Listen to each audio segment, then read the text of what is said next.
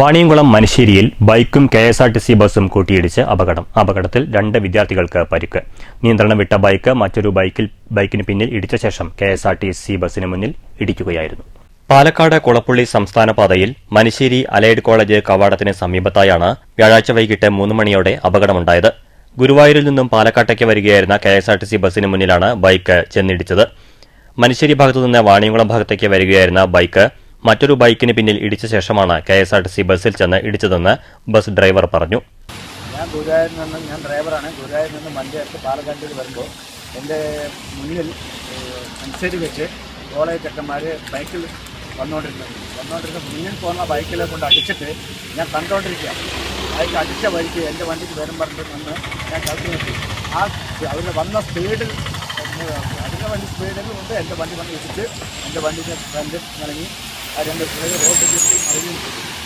അപകടത്തിൽ ബൈക്ക് യാത്രക്കാരനായ 17 വയസ്സുകാരനായ അൻഷിഫ്, 18കാരനായ ഫസറു എന്നിവർക്കാണ് പരിക്കേറ്റത്.